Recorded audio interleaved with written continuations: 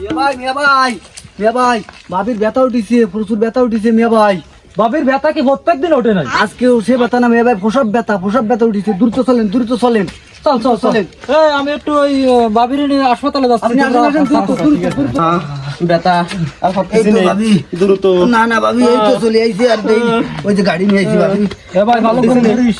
ঠিক আছে মিয়া ভাই, ওই পাশে যান মিয়া ভাই। ভাই ধরেন ভাবি। এই তো ভাবি ব্যথা আর পারতেছি না, দ্রুত নিয়ে যাও হাসপাতালে। ঠেলো ডাক্তারে ফোন করতে হতো না ভাইজান। ব্যথা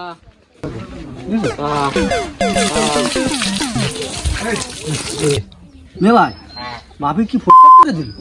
আরে না, আগে বড় এরকম হয়েছে। রহিমা হওয়ার সময় এরকম কি বার হয়েছে? আপনি তাহলে ফোনটা দিন দিতে, আমি নুরাহুরে একটু ফোন দিই। তো দাও। এত দ্রুত এত গতির পথে আমি আগে পরে কোনোদিন দেইনি। আগেও হইলো, তা আমি তো বুঝতে পারি না সব কি। আচ্ছা দে, আমি ফোন করে দেখতে।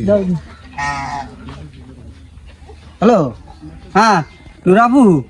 আচ্ছা ওই আমাদের ওই কবির ভাইয়ের ওই হচ্ছে স্ত্রী, আর কি ওই প্রেগনেন্ট তো। হ্যাঁ ওই সেই প্রসব ব্যথা উঠছে তো আমরা ডাক্তারের দ্বারে নিয়ে যাচ্ছি। ঠিক আছে, তা ওই যে প্রস্তাব করে দিছে অর্ধেক পথে আসলি, সে ভয়ানক প্রস্তাব। আমি আগে পরে এরকম প্রস্তাব দিইনি। ঠিক আছে, খুব গতির সহিত আর কি।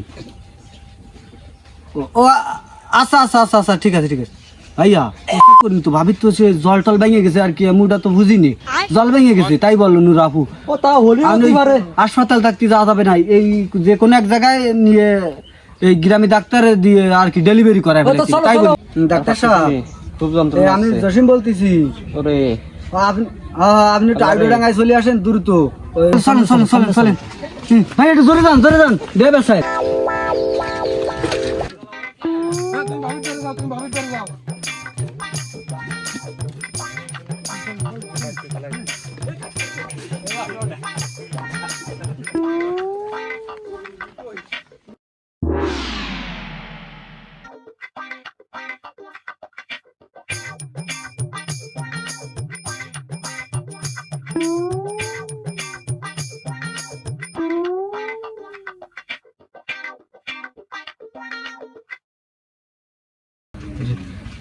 সেলাইন দিতে তাড়াতাড়ি সেলাইন দিতে।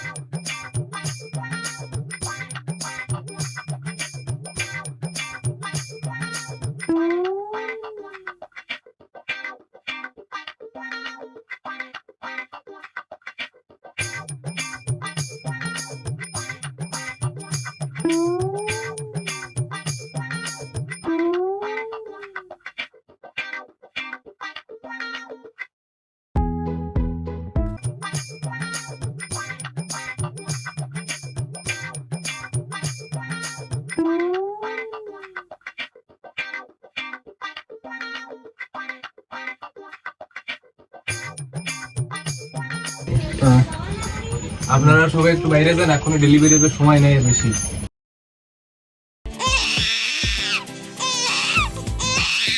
ফয়সাল মিয়ার পোলা হইছে, মা এবং সন্তান দুটোই সুস্থ আছে।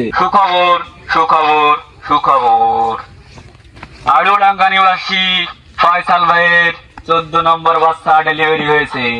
সবাই বাচ্চার জন্য দোয়া করবেন। আলহামদুলিল্লাহ।